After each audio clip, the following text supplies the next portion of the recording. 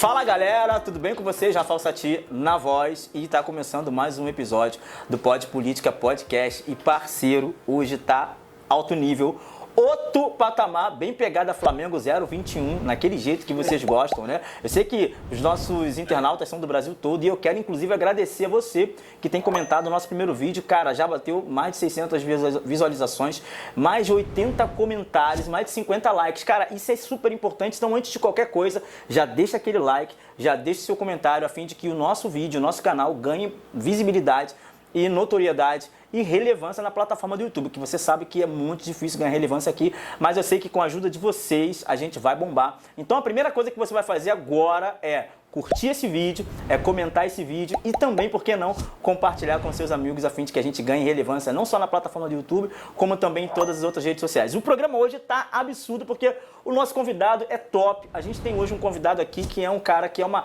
referência política aqui no Rio de Janeiro, é uma referência de manifestação. A última manifestação, por exemplo, ele foi que convocou no 1º de maio, que deu mais de 1 milhão de pessoas em Copacabana. Ele convocou a manifestação, organizou e o negócio sai do controle porque a gente sabe que manifestação da direita, elas são manifestações orgânicas e a coisa acontece. Aquela que você sabe muito bem do Eu Autorizo aqui no Rio de Janeiro foi histórico.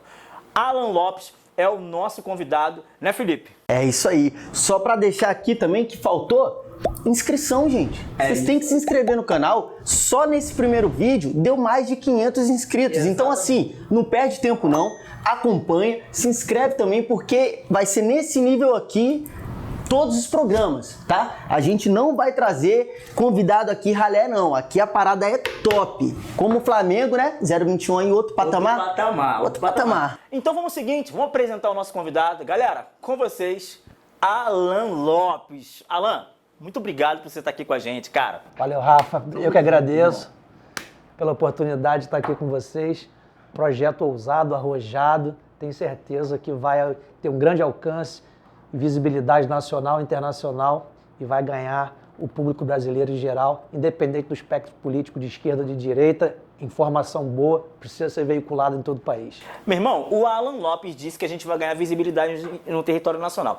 Isso é extremamente sério, porque o Alan Lopes no Twitter é aquele cara que escreve urgente e o Brasil para, parceiro. Urgente e o Brasil para. Não, é absurdo. Hoje ele parou o Brasil de novo. Ele deu uma notícia sobre Manaus. Sim. Em primeira mão ali, ó. Pô, e detalhe, não é só dar a notícia, gente. Esse cara aqui, ele é referencial de credibilidade. Quando ele dá uma notícia, o pessoal que acompanha, o pessoal conservador que conhece, o pessoal de direita, sabe que é uma fonte que tá ali, ó, dentro dos padrões do que a gente, ó, isso daí não é fake news, isso aí não é bobeira, não é clickbait, não é clickbait. É informação assim, séria, o cara tem credibilidade. Até por isso a gente trouxe ele no programa, porque a gente quer passar também essa imagem para vocês de credibilidade no que a gente vai fazer nesses programas nossos aí. Não, exatamente. E assim, a gente sabe que, cara, todo mundo tem uma história, todo mundo tem um começo. E a gente não pode, de forma alguma, menosprezar os pequenos começos, né? E assim, hoje a gente conhece o Alan Lopes. Eu, particularmente, conheci o Alan Lopes do dia que eu conheci, por exemplo, outras pessoas que são bem grandes aqui no Rio de Janeiro, a Mamãe de Direita, que faz a nossa produção aqui. Eu conheci essa galera toda num dia só, ali na LERJ, né? O Alan Lopes, a Lina dele e tal. E eu, na verdade, como eu já falei com vocês, eu sempre falo, eu sou mais novo nessa questão do ativismo político, de querer fazer militância dentro das redes sociais e tal. Eu confesso, realmente, eu não tenho vergonha nenhuma de dizer isso. Eu sou mais novo, comecei com isso assim veementemente no ano passado, 2020, né? É claro que em manifestações eu tive, desde 2013 eu tive manifestações e tal, mas assim, entender o espectro político, entender o que é a direita e a esquerda e fazer uma militância mais ali aguerrida e com uma causa a partir de 2020. Então assim, a gente não pode rejeitar os pequenos começos. Eu queria saber, Alan, como começou isso em você? Como que você entendeu que você tinha esse tino? Porque assim, cara, você é diferente porque você é um cara sério, mas você cativa a rapaziada. A galera se identifica com você. E eu sei que no mundo político, né, tem aquela seriedade e, pelo menos do ponto de vista político de 2013 para cá, que muita coisa mudou com a inserção das redes sociais, a inserção dos memes, dos vídeos, óculos escuros, Arminha, Mito, Team Death War, toda aquela questão do MBL. Então, assim, o que as pessoas começaram a entender de credibilidade política era um cara que era muito próximo da galera, um cara brincalhão, fazedor de meme. Mas o que a gente vê em você, na sua personalidade, é que você é um cara sério, mas ainda assim você consegue arrebatar a multidão. Então a gente sabe que teve um começo, óbvio, o começo foi pequeno, chegou num nível de, por exemplo, no último 1º de maio, que geralmente era uma pauta dominada pela esquerda, a galera da CUT, Central Única dos Trabalhadores, o PT, o PSOL, essa galera da esquerda dominava o dia 1º, que era o Dia do Trabalhador, e o Alan, ele faz um convite nas redes sociais, e no Rio de Janeiro a gente tem nada mais, nada menos que 1 milhão de pessoas na Avenida Atlântica, lotando por um convite do Alan. Tudo bem, chegou nesse nível, nesse patamar, no Twitter, por exemplo, você é uma grande referência hoje no Twitter. Eu, inclusive, falo com o Alan, Alan, trabalha mais o seu Instagram, Alan, trabalha mais o seu Instagram, tira umas fotos, mas o cara não é essa vibe. O negócio dele é trabalhar nos 140 caracteres de Twitter e bombar no Brasil todo. Mas diz pra gente aqui, exclusivamente pro Pod Política Podcast, como começou aí, cara, a sua caminhada na política? Pois é, Rafa, se você considerar que conservadorismo é defesa de princípios e valores, eu posso dizer que comecei desde 1998, que é quando eu faço essa defesa contra temas polêmicos, contra aborto, ideologia de gênero, quando nem se falava ainda disso, né? Quando não era discussão ainda sobre isso, e nós fazíamos isso via igreja, né? Foi sempre uma defesa que nós fazíamos desses valores que para nós são valores importantes, que construíram a nossa sociedade. Então, desde esse momento é que eu fazia a defesa desses valores. E aí, como é que eu comecei a me envolver com política? Em 2008, né, junto com um grupo de amigos, a gente discutia muito sobre economia. Né? E aí a gente falando sobre economia, economia liberal, a gente vivia um momento em que o Brasil andava muito bem na economia, né? No período do Lula, né, colocou-se muito dinheiro no mercado e as pessoas começaram a ter acesso a coisas que não tinham antes, começaram a viajar, começaram a comprar carro, casa, tudo financiado. Mas a gente discutia exatamente o quê? A gente dizia que o brasileiro não tem uma cultura de poupador, né? E para você adquirir um bem de alta complexidade, você precisa ter a cultura de um poupador. Nem poupador, nem investidor, né? Porque você não pode pensar em financiar um imóvel de 500 mil reais sem ter pelo menos 50% de entrada para dar naquele imóvel, porque você não pode prever o futuro.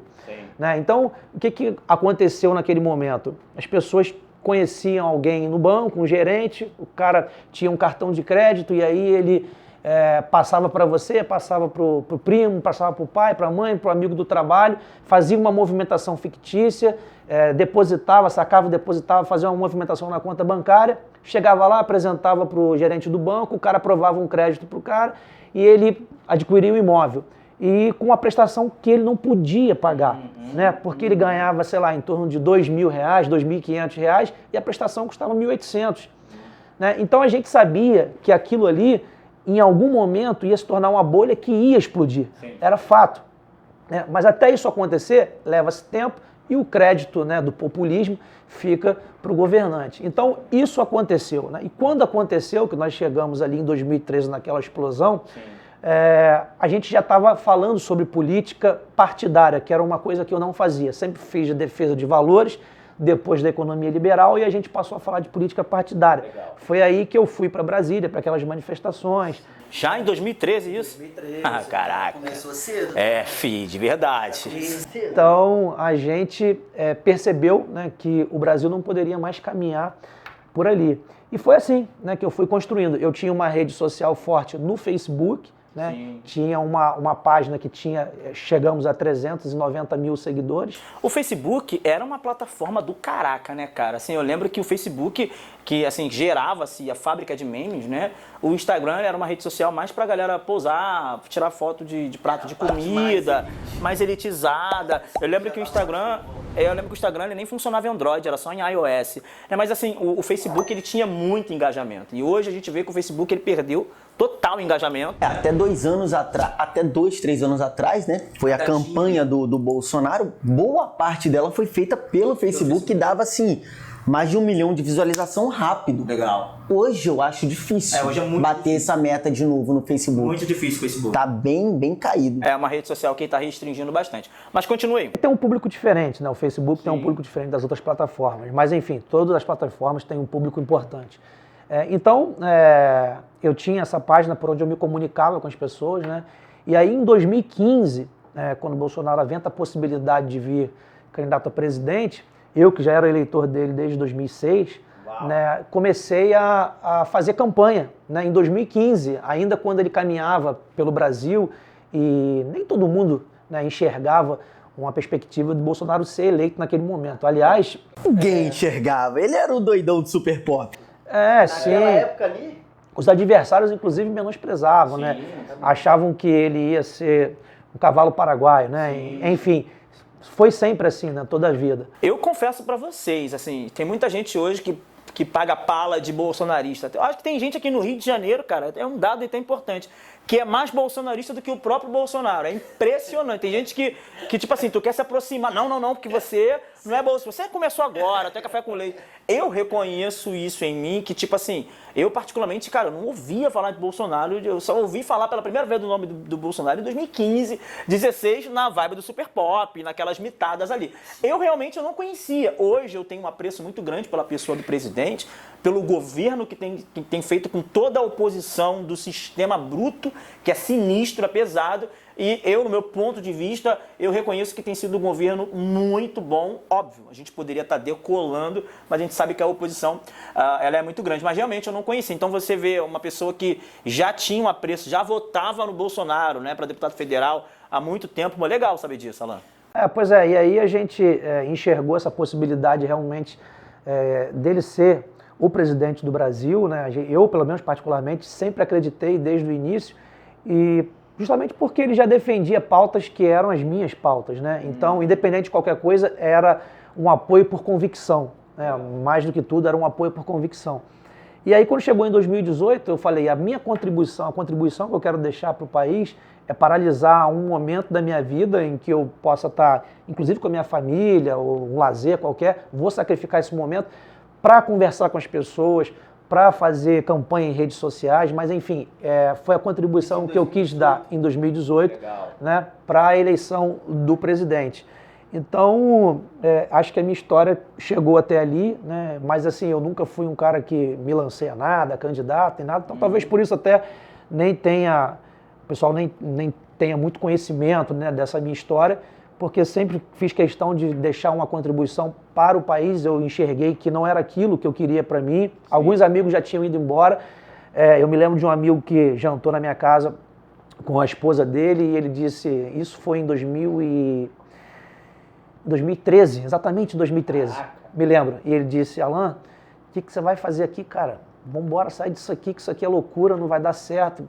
O Brasil vai explodir, não sei o que e tal, vambora, não sei o que. E ele estava num jantar de despedida, então assim, era um momento bem descontraído e tal, tudo mais, mas teve uma hora que eu parei, olhei para ele, não me esqueço desse dia, e falei, cara, deixa eu te falar uma coisa, eu tenho que deixar uma contribuição para o meu país. Uau. Se eu abandonar agora, né, não estou querendo dizer que, lógico, eu sou mais um dentro dos 220 milhões, 215 milhões, mas, enfim, eu acho que se todo mundo abandonar o país na hora que o país mais precisa da gente, cara, aí realmente vai afundar. Então, não é a hora de abandonar. Eu não sinto isso no meu coração, né? Para mim, eu sinto alguma coisa que eu ainda tenho alguma coisa para contribuir aqui no Brasil que eu não sei o que é. Né? Então, isso foi em 2013. E aí foi quando, sim, eu comecei a me envolver mais nas manifestações e tudo mais, mas sem nenhum tipo de intenção de ser político, nem nada. Tanto que em 2018 não coloquei nome para nada, nunca participei, nunca fui filiado a partido nenhum, nem trabalhei com político nenhum, nunca foi a minha intenção. Legal. Então eu vim até aqui, né, até que ano passado, em 2020, sim, né, eu, continuando fazendo esse trabalho, recebi o convite do senador Harold de Oliveira. Baita de um conservador. Diga-se de passagem, excelente. Perdemos o Harold de Oliveira, senador Harold de Oliveira, para quem não conhece, aqui no Rio de Janeiro é de extrema relevância, empresário, um grande empresário, MK, né? Dono da gravadora MK e da rádio El Shaddai, a famosa 93 FM. A MK lançou vários artistas, dentre eles Bruna Carla, Fernanda Brum, Kleber Lucas. Minha irmã assinou ontem um contrato de exclusividade de composição com a MK. Ela é compositora. Priscila, de Anima, né? Um beijo. Não pare. Quem mandou largar a rede? Todo mundo ouviu essa música, entendeu? Então o Harold de Oliveira, desculpa. Não, era isso mesmo. O Harold de Oliveira a gente perdeu, né? Meus sentimentos a toda a família, Dona Ivelise, né? Perdemos o Harold de Oliveira pro Covid no ano passado, né? Um grande senador, né? E que...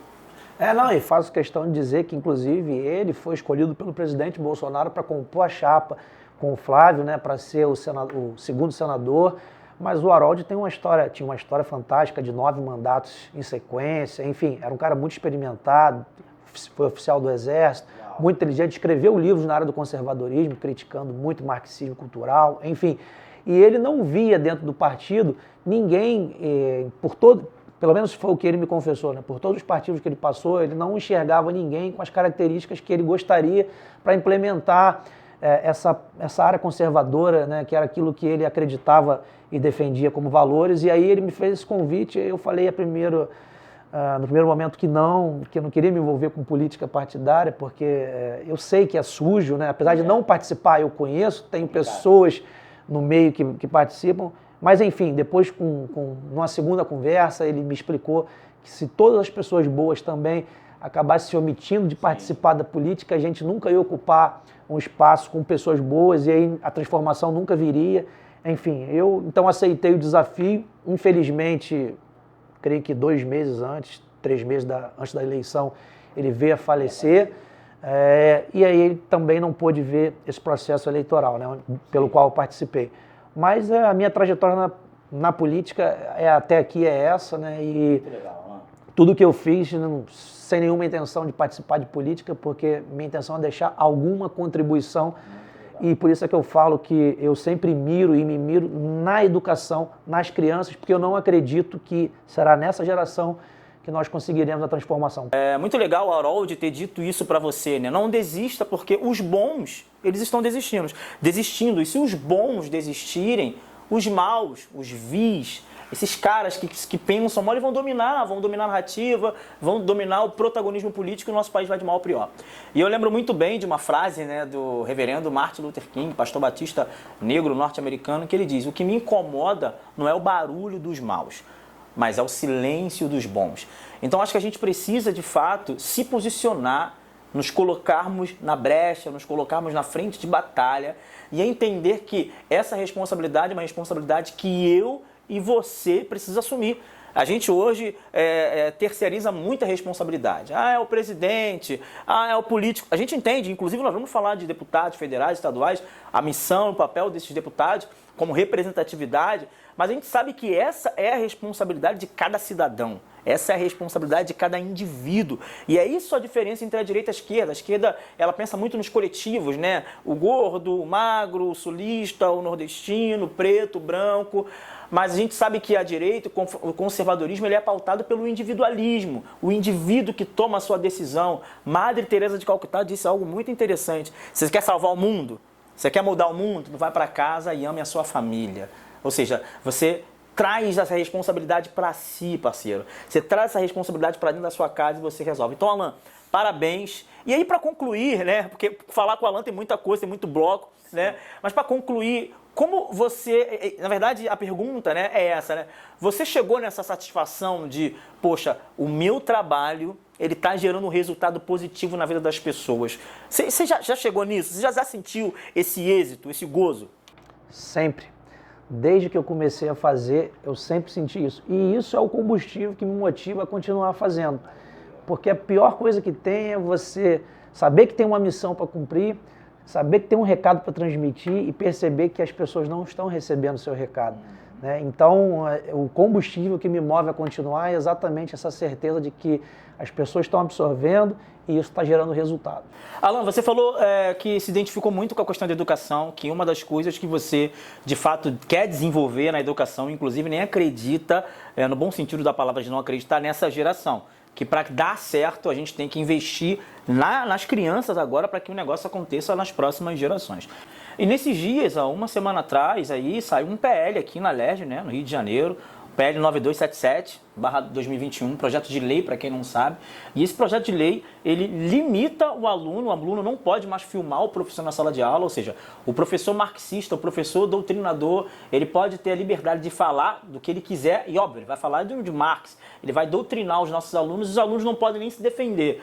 E um projeto de autoria do Carlos Mink, que é um grande opositor dessa pauta da educação aqui no Rio de Janeiro e no Brasil, né, o Carlos Mink, junto também com o André Siciliano, que é um deputado do PT, que é o presidente da Alerj aqui no Rio de Janeiro. Alan, você fez uma denúncia, você fez um vídeo, o vídeo viralizou, né, a parada foi para nível Brasil, e você fez uma denúncia onde você dizia que os deputados da base em nenhum momento se posicionaram. Ou se eles se posicionaram, a gente não viu, porque eu particularmente também não vi rede social nenhuma, até porque os deputados estaduais parecem mais que falam mais de pauta Brasília do que das pautas do Rio de Janeiro, mas vou deixar você, inclusive, falar a respeito disso. Diz pra mim aí, o que aconteceu nisso aí, cara? Antes de a gente entrar especificamente nesse assunto, é importante só deixar claro a importância quando a gente fala da defesa das crianças na educação, porque diferente do que muita gente imagina, né, achando que nós só vamos ter professores militantes no futuro, quando a gente forma uma criança, essa criança, no futuro, ela vai ser não só o professor, mas vai ser o funcionário público, vai ser o policial federal, estadual, municipal, vai ser o médico, vai ser inclusive o professor, ou seja, o sistema continua sendo alimentado por essas mentalidades que vão sendo criadas dentro da educação. Por isso que é importante a gente desaparelhar a educação, porque é ela que gera todo esse quantitativo para todos os órgãos públicos depois. E é importante dizer que nós aqui não estamos querendo fazer como a esquerda. O que a gente defende é pluralidade de ideias. Perfeito. Você pode falar, inclusive, sobre Marx, mas você também tem que falar sobre outros ícones, como o Mises, por exemplo. Né? A gente tem que ter a possibilidade da discussão. Né? O ambiente da educação é isso, é discussão de ideias, né? Coisa que a gente não tem hoje. Sim. Né? E, infelizmente, a gente acaba gerando, né, uma geração de adultos, inclusive, analfabetos funcionais. Né? Porque, como eles não conhecem o contraditório, fica difícil para eles poder discutir e debater algo diferente. Exato. E esse projeto de lei, ele é um absurdo, por quê? Primeiro porque ele não quer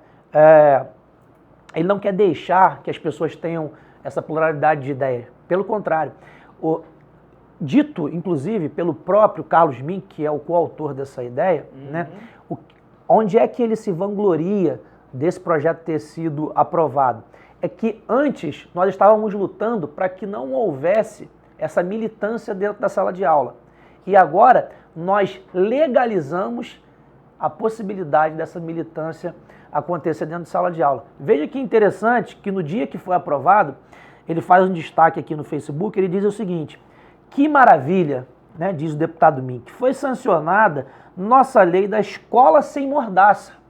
Veja bem, quando ele fala da escola sem mordaça, é uma ironia. A escola sem partido. A escola sem partido.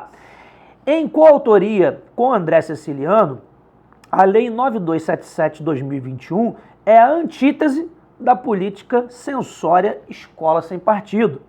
Bolsonarista, que na realidade seria a escola sem liberdade. Veja que a esquerda é campeã de fazer exatamente a inversão dos papéis, né? Então acuse-os do que você faz, né? Eu acho mágico como eles conseguem trocar as palavras, né? Às vezes até criar palavras para poder, por exemplo, vou até deixar mais para frente depois, mas essa questão da manifestação. Uma é da morte, a outra é da vida, sendo que é a mesma coisa. É a mesma coisa desse projeto aí.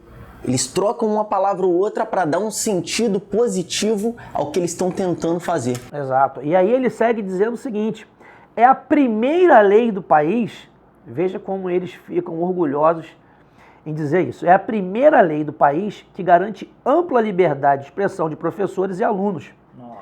Autonomia nas aulas sem censura.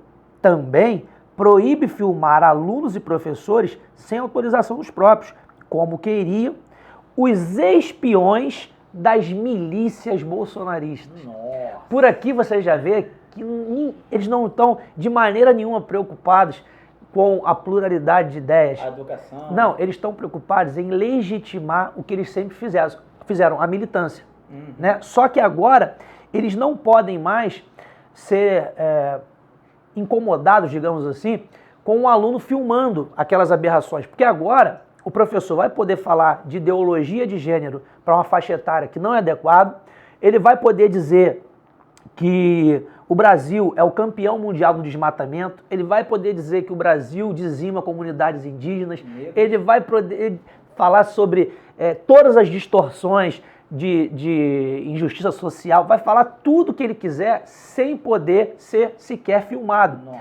Então todas as distorções vão ter que ficar exatamente enquadradas dentro daquilo que ele citou aqui em cima.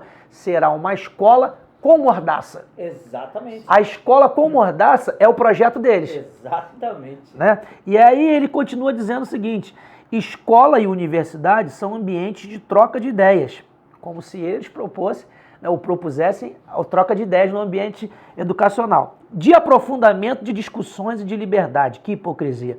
A ação de agentes e provocadores fascistas visa impedir a discussão em sala de aula sobre racismo, ditadura, LGBTfobia e devastação da Amazônia. Ele já acabou de dizer quais as pautas que eles queriam pregar dentro de sala de aula sem poder ser filmado, registrado, para que as pessoas soubessem qual é o conteúdo que está sendo dado dentro de sala de aula. Ao invés de Sabem que vão ter repressão da população. Pois é, ao invés de ser um conteúdo técnico, né? Porque a sala de aula é lugar de instrução, não de educação. A educação é prerrogativa dos pais. É em casa. Né? A prerrogativa do professor é de instruir.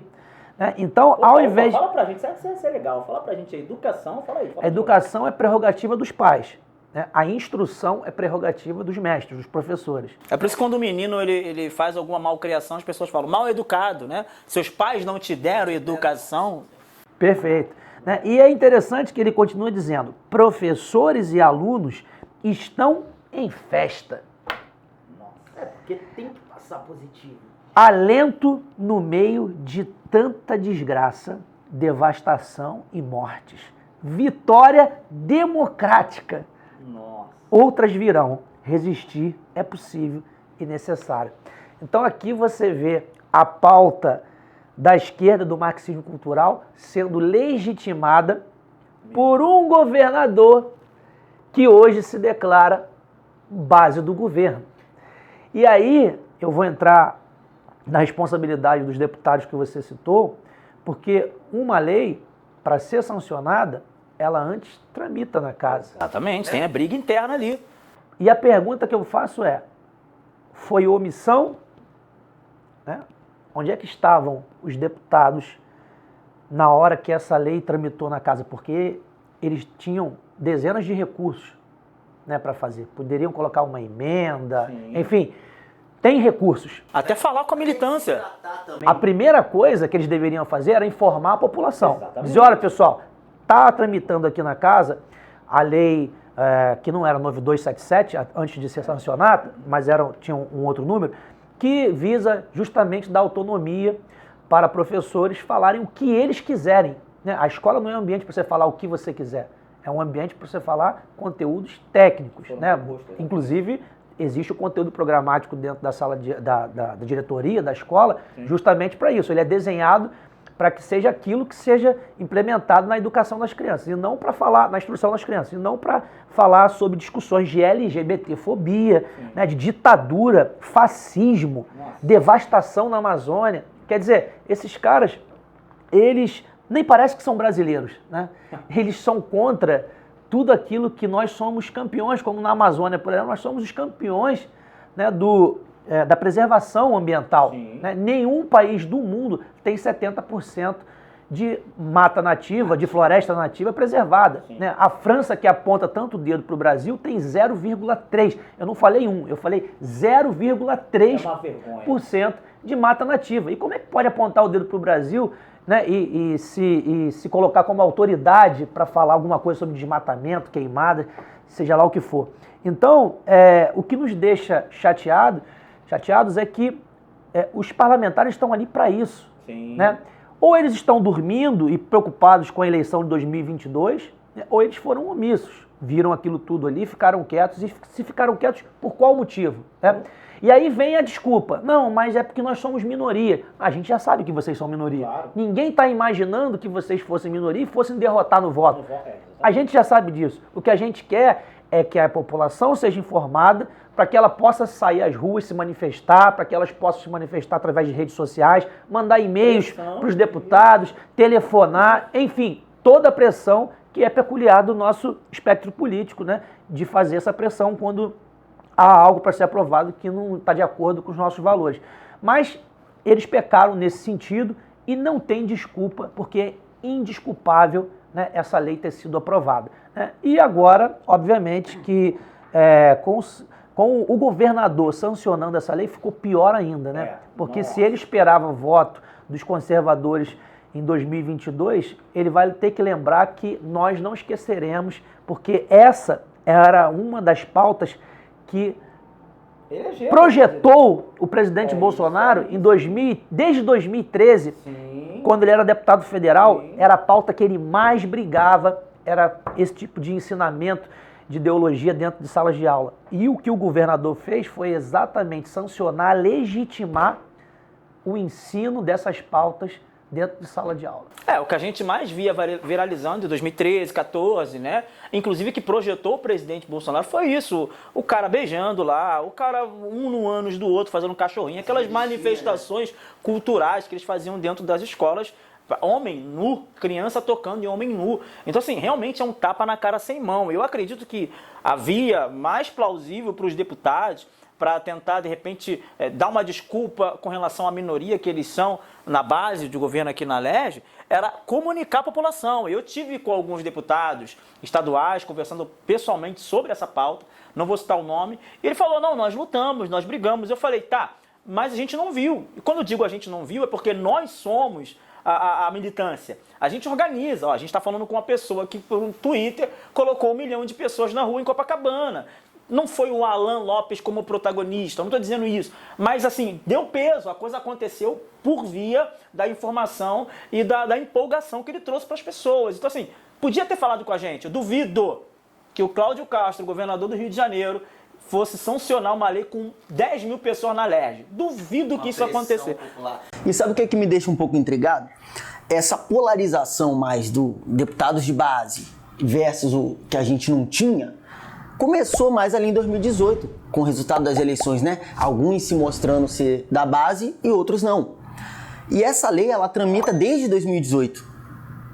E não vinha sendo aprovada. E agora que a gente tem o pessoal que a gente pode chamar de base, ela vai ir aprovada? E é importante lembrar que por muito menos, né, com muito menos de 10 mil pessoas, acho que não tinha nem 500, nós conseguimos derrubar através dessas manifestações públicas na porta da LERJ, quando o Witzel quis implementar o lockdown no Rio de Janeiro.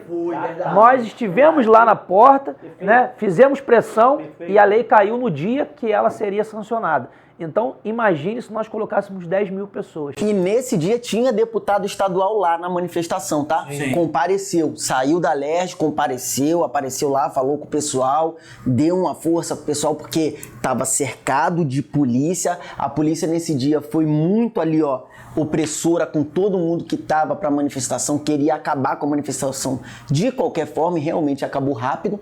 Foi gás lacrimogêneo para tudo quanto é lado, prendendo velhinha e tal, então não teve realmente como continuar. E eram, como você disse, poucas pessoas. E nós não tínhamos maioria, né?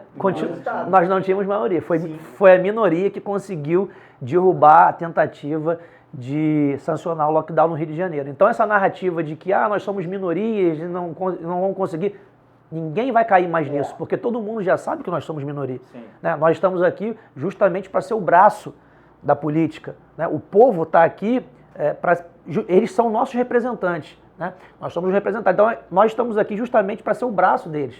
Agora, se eles não comunicam a nós, povo, o que está acontecendo, é impossível nós fazermos alguma coisa. E agora, não tem o que ser feito. Agora, o seu filho, a minha filha, o seu filho, vai ter que ouvir dentro de sala de aula aquilo que o professor quiser falar. Né? Então, eu acho que cabe uma... E se chegar em casa contando, papai, o professor falou que menino com menino dá beijo. você não vai ter como provar. Porque você não pode filmar, você não pode... Você vai provar como? O professor vai virar diante da justiça e vai falar, não, eu não ensinei isso, isso é mentira. E você vai fazer o quê? Agora, Alan, Felipe, e você internauta, cabe uma reflexão, né? Quando tem vitória, a gente vai, aplaude, a gente vai lá e, pô, parabéns.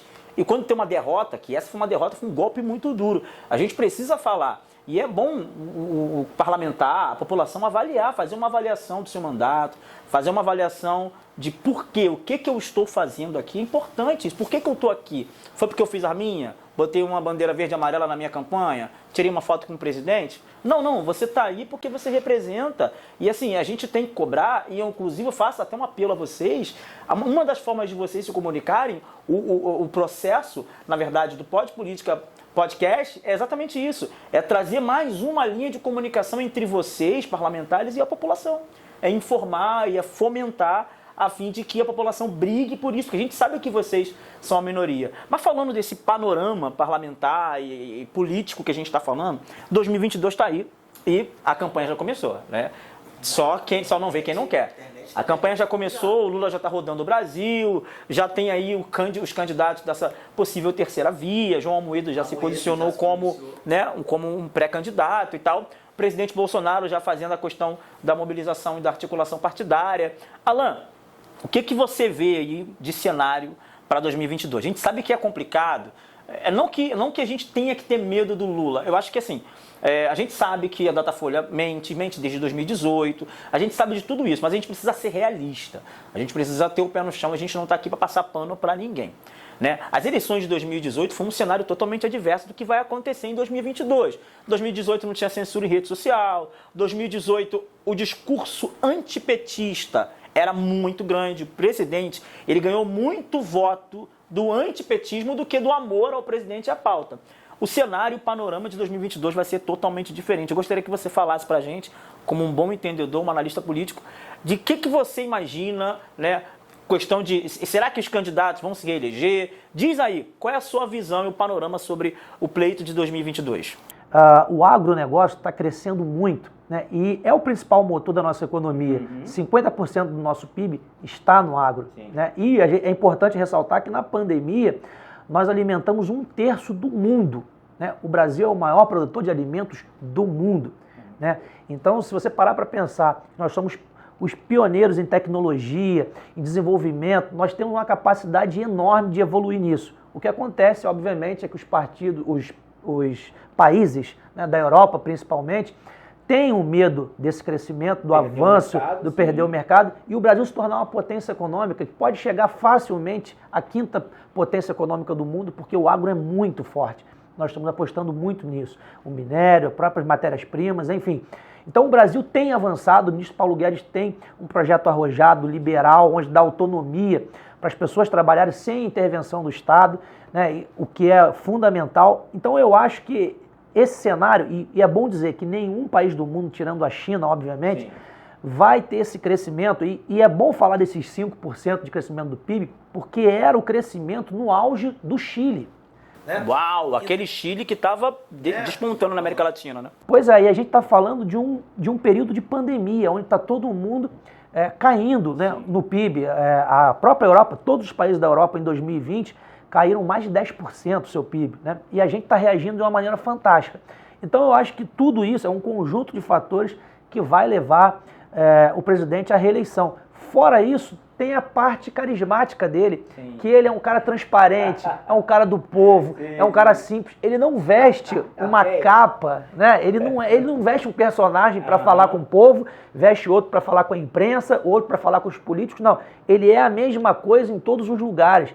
E é isso que encanta as pessoas, sim, porque as pessoas gostam de transparência, né? Transparência é credibilidade. Você tem que ser o que você é em qualquer lugar que você esteja. É aquele imbatível, imbrochável e incomível. Esse é o seu presidente. Mas você não acha que nesse ponto o Lula ele não é parecido com o Bolsonaro? Essa questão de ser aquela figura caricata ali, né? Aquela caricatura ali do um personagem, porque ele é de fato daquele jeito. Mesmo com as ideias assim que não sejam iguais, né? É totalmente o oposto. Mas ele também não se encaixa nesse perfil? Eu vou discordar de você de que ele tem o mesmo perfil, e eu vou dizer por quê. Ele tem esse perfil diante do povo. Sim. Mas atrás dos bastidores, ele não tem esse perfil. Exato. Porque é lá que ele faz o que Bolsonaro não faz. Isso é retidão, é o que você é na frente das pessoas. Integridade é aquilo que você é sem as pessoas estarem te vendo. Então, atrás dos bastidores, ele é outro personagem. Ele é o personagem que negocia propina, que negocia cargos, ministérios, coisa que o Bolsonaro não faz. Então, é isso que encanta as pessoas. É essa transparência e essa simplicidade, essa maneira de ser em todos os segmentos, com todas as pessoas. E, além disso, o terceiro aspecto é que o presidente tem feito pelo Nordeste, né, que era uma localização que pertencia, digamos assim, à esquerda, né, porque sempre através do populismo, e aí entra aquela dicotomia que nós estávamos discutindo aqui agora, é que o presidente conseguiu tirar das mãos da esquerda um território que foi escravizado através de programas sociais que não mudam a vida das pessoas. É importante, é necessário, mas que tem que ter data para começar e data para terminar. Perfeito. Coisa que nunca existiu, né? As pessoas que entraram desde o início do projeto continuam até hoje e isso não mudou a vida das pessoas. Então o presidente veio com uma nova filosofia. O que foi que ele fez? Ele colocou água abundante no Nordeste. Nós vamos entregar agora, em junho, uma obra em Pernambuco que vai possibilitar 1.300.000 pessoas de terem água no Nordeste. A gente fala de água aqui no Sudeste, mas tipo assim... É uma coisa boba, né? Sudeste, Rio de Janeiro, São Paulo, aqui em Canadá e tal, velho, Nordeste, essa é uma realidade que não existia até então, né? Exato. Fora isso, a gente tem o Norte, né, onde Tarcísio tem asfaltado o Norte inteiro e o Nordeste também, fazendo obras importantes e relevantes que vão atrair o investimento do exterior, obviamente, porque a gente não tinha uma malha que desse condições, né, do investimento exterior chegar ao Brasil, porque só quem utilizou durante muito tempo as estradas de norte a sul do país é que sabe a dificuldade, sabe o quanto aquilo era cheio de lama, atolava um caminhão, ficava 3 dias parados. A gente poderia citar também que o investimento que o governo federal fez na malha ferroviária é o maior dos últimos 100 anos. Escutem isso que eu estou te falando. Nossa. Em 2 anos, nós investimos mais na malha ferroviária do que os últimos 100 anos. A gente poderia citar aqui também que o governo federal investiu em 2 anos 3,5 bilhões em saneamento básico, que tanto era pregado pela esquerda, né, que queria, que dizia que ia fazer justiça social. Né, saneamento básico é justiça social. Né? E nunca fizeram. Em 2 anos, o presidente investiu mais do que todos os governos juntos. A gente poderia dizer que a ministra Tereza Cristina abriu mais de 60 novos mercados pelo mundo. Então, o governo Bolsonaro avançou muito. Tem muita coisa para se contar. Não é só obras, né? São ações, iniciativas importantes que destravaram o Brasil. Impressionante. Né? A gente tem ali o ministro Paulo Guedes tentando desburocratizar. Desculpa, gente. Desburocratizar tudo que deu mais autonomia, né, para que os empresários pudessem investir. Enfim, é uma série de ações que levou o Brasil para frente, que o conjunto disso tudo é exatamente esses 5% a 6% de crescimento que nós vamos ter no final de 2020 e que, óbvio, vai dar a vitória certa ao presidente em 2022. Claro, não desconsiderando uma coisa importantíssima, desde que nós tenhamos o voto impresso auditável com contagem pública. Isso é importante dizer, né? Porque justamente por causa de todo esse cenário, né, importantíssimo que foi criado através desse governo, é claro, isso gerou, né, na oposição um desespero. Eles estão desesperados porque eles sabem que a população, principalmente mais pobre, que não tinha acesso a nada, está enxergando essas coisas. Antes, quando você ia no Nordeste, você só ouvia falar de Lula, de Ciro. Hoje você vai no Nordeste, quando o presidente chega no aeroporto, o aeroporto já está cheio. É uma personalidade assim, é um artista, sei lá. Né? Então, isso preocupa eles. E é claro, a única cartada e a última cartada final deles é exatamente as urnas. Então a gente precisa ter o voto auditável impresso com contagem pública aprovado no Brasil, para que gere transparência, porque até o eleitor de esquerda quer transparência. Sim. Né? Mas o candidato de esquerda não quer. Não, mas o meio de PDT, centro. até o PDT, o Carlos Lupe, né, que é o presidente nacional do PDT, ele foi a público e aprovando, né, a questão da medida dos votos auditáveis com contagem pública, né? Ou seja, até a esquerda é a favor do voto auditável. Por isso é que eu digo, quando você me perguntou inicialmente se há algum adversário, né, plausível para disputar a candidatura com o presidente Bolsonaro, não há. Para mim, se não houver, obviamente, nenhum tipo de manipulação nas urnas, o presidente está eleito e se bobear, chega no primeiro turno. Olha só, a gente nunca escondeu o nosso lado aqui como podcast, Pode Política Podcast é de direita, nós somos conservadores. De fato, a gente não está passando pano em ninguém, mas a gente fala de fato e fala da realidade, e ela é inegável. A popularidade do presidente, o Alan citou aí de ponta a ponta o que o presidente tem feito junto ao seu corpo ministerial, ali os políticos de alto escalão, não tem corrupção entre os ministérios, não tem disse-me-disse, o fofoqueiro que tinha, graças a Deus, já está nos Estados Unidos, né, que é o Sérgio Moro, sabe? Então, assim, realmente é um governo que a gente sabe que tem muitas coisas a melhorar, mas que, sem dúvida, você falou da malha ferroviária, que é a melhor malha ferroviária, o maior investimento dos últimos 100 anos. A gente tá falando de Dom Pedro II e Jair Messias Bolsonaro. Então, assim, velho, é um bagulho absurdo. Em meio a uma pandemia que parou não só o Brasil, como o restante do mundo. Perfeito. Imagina se não tivesse essa paralisação absurda. Não. É pesado. O próprio Paulo Guedes, ele citou a questão do crescimento em V, né? Tava lá, veio a pandemia, ele desce e agora volta, né? E ele tá subindo, ou seja, o crescimento em V. Alan, máximo respeito, irmão. Honra máxima ter você aqui com a gente, cara, assim, de boa. Muito feliz com todo esse programa. Lembrando, galera, curte, comenta, compartilhe os vídeos, inscreva-se no nosso canal, né, Felipe? Vai na rede social também do Alan, Twitter, Instagram, Facebook, dá uma bagunçada no cara lá, segue o cara, manda pergunta, ele vai responder vocês, entendeu? Fica à vontade. Responder eu não sei, porque a rede social do cara, o Twitter do cara é monstruoso. Alan, por sinal, diz pra gente aí, aqui ó, onde te encontrar nas redes sociais e tal. Pois é, por onde eu me comunico, de fato, é pelo Twitter, né? @AlanLopesRio. Só isso. Simples e objetivo, cara, né? Então, gente, olha, muito obrigado mais uma vez. Lembrando que o podcast está começando. Hoje você percebeu aqui a qualidade da imagem, você percebeu que melhorou muito a qualidade do áudio, né? A gente está com um microfone de lapela para cada um e isso, de fato, é graças às suas doações. Obrigado a vocês que já doaram no início aí, a gente tem recebido doações via Pix, esse número que está aqui abaixo nesse vídeo. Então, gostaria de continuar solicitando a vocês, patriotas, amigos. Você sabe que todo esforço aqui, a gente não tem verba pública, mas a gente conta com você. Você que é o nosso internauta, você que é nosso seguidor nas redes sociais, você que é nosso inscrito aqui no nosso canal na plataforma do YouTube.